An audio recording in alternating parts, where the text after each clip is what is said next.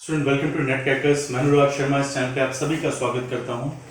Students, finally जून 2023 और UGC net का exam अब कंडक्ट होने वाला है। यूजीसी नेट के एग्ज़ाम में एक बहुत लंबे समय तक अनसर्टेनिटी रही और पिछले 2-3 सालों से स्पेशली आफ्टर कोरोना हम देख रहे थे कि जो डेट्स दी जाती थी वो आगे बढ़ती थी, बट लगता है कि अब धीरे धीरे यूजीसी ट्रैक पे आ रहा है। मार्च में एग्ज़ाम हुआ और अब जून में एग्ज़ाम कंडक्ट होने जा रहा है। करेक्शन विंडो ऑलरेडी ऑन हो चुकी हैं, आप लोग अपने फॉर्म भी फिल कर चुके हैं। जो करेक्शन है वो भी आप लोग आज या कल में कंप्लीट कर ही सकते हैं। अब इसी के साथ साथ सबसे इम्पोर्टेंट ये है कि इस लास्ट टाइम प्रिपरेशन को समझते हुए करना क्या चाहिए, क्या हो शॉर्ट कि हमारा एग्जाम क्वालिफाई हो जाए। और देखिए, जब भी आप किसी ऐसी वीडियो को देखते हैं जहां बात कोई भी टीचर ये कह के कर रहा है कि लास्ट टाइम पे प्रिपरेशन कैसे हो, तो मुझे एज अ टीचर ये लगता है कि ये उन बच्चों के लिए है जो एक्चुअली पढ़ते हुए आ रहे हैं। तो लास्ट टाइम पे उन्हें किस तरह से चीज़ों पे फोकस करना चाहिए, ये वीडियोस उनके लिए होती है, ना कि उनके लिए जो नहीं पढ़े। कई बार स्टूडेंट कहते हैं सर हमने वीडियो देखी कि 30 दिन में नेट क्वालिफाई करो, 40 दिन में करो, and I saw many videos. कुछ यूट्यूबर 15 दिन, 10 दिन, 2 दिन, 2 घंटे में भी आ जाते हैं। बट कहीं ना कहीं मुझे लगता है कि अगर कोई भी टीचर आपको एक टाइम लिमिट के हिसाब से एग्जाम क्वालिफाई करने की बात कर रहा है, तो ये मैसेज उन्हीं स्टूडेंट्स के लिए है जो एक्चुअली सिंसियरली पढ़ते आए थे और लास्ट टाइम पे, ताकि वो पजल ना हो जाए। हम सब टीचर्स अपने एक्सपीरियंस शेयर करते हैं।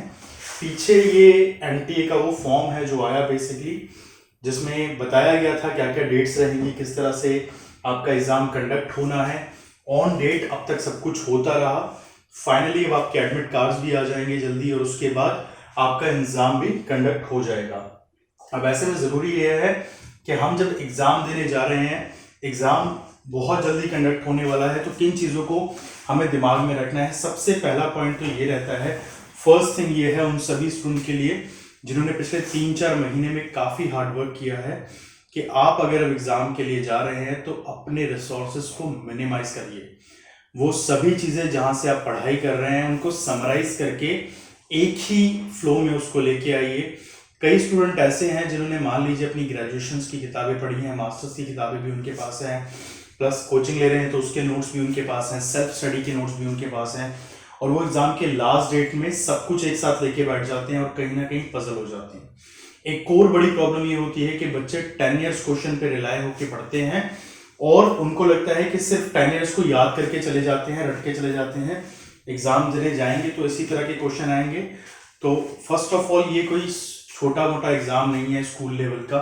आप इंडिया के सबसे टफेस्ट एकेडमिक एग्जाम के साथ डील करने जा रहे हैं, जहां पर अभी के डेट में 7-8-10 लाख तक बच्चे अपेयर होते हैं और हार्डली 50,000 तक ऑल ओवर इंडिया बच्चे उसको क्वालिफाई करते हैं सभी सब्जेक्ट्स में मिला के।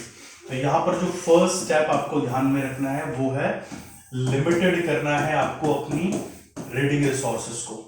जितने ज़्यादा लिमिटेड रहेंगे उतना अच्छा रहेगा। और जब मैं लिमिटेड बोल रहा हूँ तो मेरा मतलब ये नहीं है कि आप जो पढ़ रहे हो सिर्फ उसी तक रह जाओ, आगे कुछ ना करो। मेरा मतलब ये है कि अब आप नई नई चीज़ों को एक्सप्लोर मत कीजिए। आपकी जो एग्जिस्टिंग चीज़ें हैं, जो भी आपने अब तक पढ़ा है, उसको समराइज कीजिए। 10 ईयर्स क्वेश्चन पेपर्स की नॉलेज को उसमें ऐड कीजिए। फॉर एग्जाम्पल, आपने कुछ भी पढ़ा, इंडियन कॉन्स्टिट्यूशन को आपने पढ़ा, आपने फंडामेंटल राइट्स को पढ़ा है। अब आपको कोई ऐसा क्वेश्चन दिखा जो अब तक आपने रीडिंग जो की थी उसमें से नहीं था, तो उस क्वेश्चन में जो पूछा गया है उसको भी इस एग्जिस्टिंग रीडिंग में ऐड ऑन कर लीजिए। तो इस तरीके से हर एक टॉपिक पे 1 बाय 1 आप चलते रहिए और ये एड ऑन जो आप करेंगे आपको हेल्प देगा। तो मोस्टली प्रॉब्लम यही होती है कि हम रिसोर्सेज को बहुत ज़्यादा बढ़ा देते हैं और पजल हो जाते हैं। सेकेंड थिंग, इंटरनेट का इस्तेमाल जब आप कर रहे हैं तो ऐसी कंडीशन में आप ये मेक श्योर कीजिए कि जो टॉपिक्स आप इंटरनेट से सर्च कर रहे हैं वो आपके सिलेबस से मैच हो रहे हैं। क्योंकि फॉर एग्जांपल हम पॉलिटिकल साइंस पढ़ाते हैं, अगर मैं इंटरनेट पे सर्च करने बैठूं आज डिसीजन मेकिंग अप्रोच, तो डिसीजन मेकिंग पॉलिटिकल साइंस में भी है, डिसीजन मेकिंग पब्लिक एडमिनिस्ट्रेशन के अंदर भी आती है, मैनेजमेंट में भी आती है, बिहेवियरल साइंसेस में भी आती है। और डिसीजन मेकिंग डालते ही जो थिंकर्स भी आएंगे वो भी इन्हीं सब जगहों पर इक्वली कंट्रीब्यूट कर रहे हैं। तो ऐसे में बीइंग स्टूडेंट हमारा समझना ये ज़रूरी है कि हमारी पर्टिकुलर सिलेबस की डिमांड किस चीज़ को पढ़ने पर है, बहुत ज़्यादा नहीं। जैसे कि फॉर एग्जांपल मैं पॉलिटिकल थ्योरी में प्लेटो को पढ़ाता हूँ। प्लेटो को हम लोग साइकोलॉजी में भी पढ़ते हैं, प्लेटो को हम लोग सोशियोलॉजी में भी पढ़ते हैं, लिटरेचर में भी पढ़ते हैं और पॉलिटिकल साइंस में भी पढ़ते हैं। तो ऐसे में हमारे लिए समझना जरूरी है कि अगर हम प्लेटो को पढ़ रहे हैं तो फोकस पॉलिटिकल साइंस ही है, इधर उधर की चीजें नहीं है। Third thing, time management. I think ये सबसे इंपॉर्टेंट एस्पेक्ट होता है किसी भी एग्जाम को क्वालिफाई करने का। अब आप रिवीजन फेज में हैं, ऐसे फेज में हैं जहां आपको चीजों को रिवाइज करना है।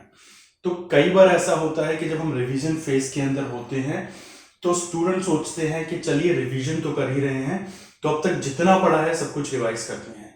ऑफ कोर्स जो आपने 5 साल ग्रेजुएशन और मास्टर्स में निकाला, या फिर जो पिछले 3 महीने से आप हार्डवर्क कर रहे हैं, वो आप लास्ट के 10-12 दिनों में कवर अप नहीं कर पाएंगे।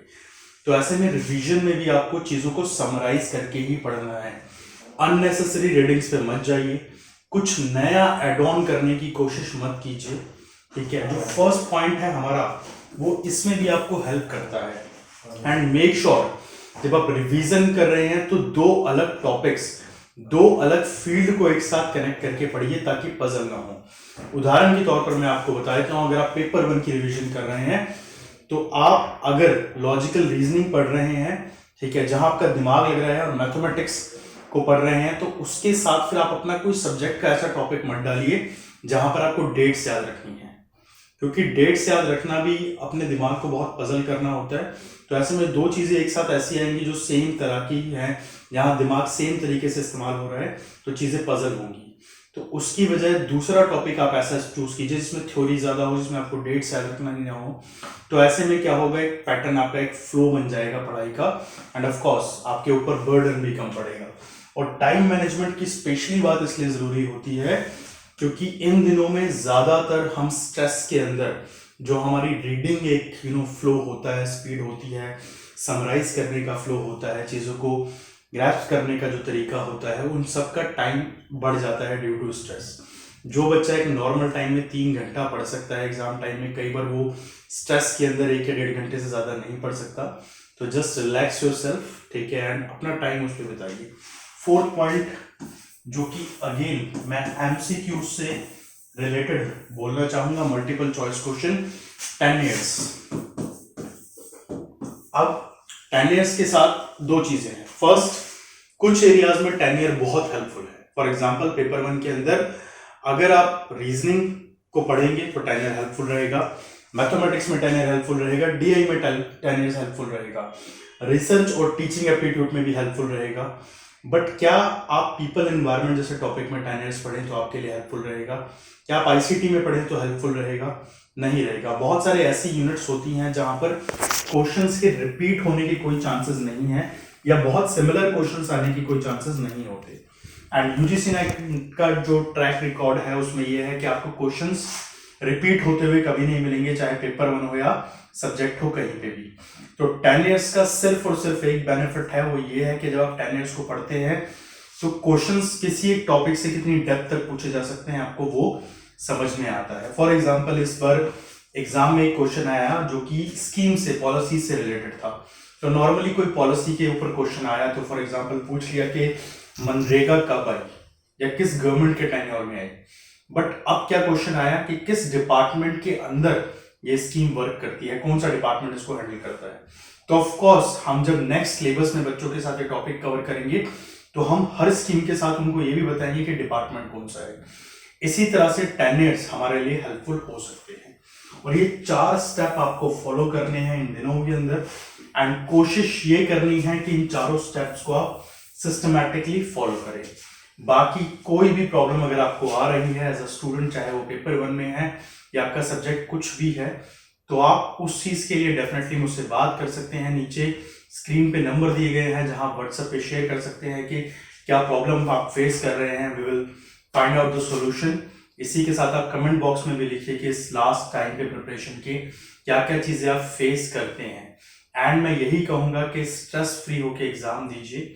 यूजीसी नेट का एक सबसे बड़ा फायदा ये है कि एग्जाम साल में 2 बार होता है, ठीक है। तो अगर कोई स्टूडेंट ऐसा भी है जो बहुत हार्डवर्क कर रहा है, तो वो ये ध्यान रखे कि अगर किसी वजह से 1% ऐसा भी होता है कि आपका एग्जाम क्वालिफाई नहीं हो पा रहा, तो जस्ट नेक्स्ट 6 मंथ में आपके पास दोबारा ये अपॉर्चुनिटी होगी कि आप एग्जाम में अपेयर कर सकते हैं। तो इसलिए बहुत स्ट्रेस में आके एग्जाम को नहीं देना है। जितना रिलैक्स होकर आप एग्जाम को देंगे उतना ज़्यादा चांसेस रहेंगे कि आप एग्जाम को क्वालिफाई कर सकें। Thank you students.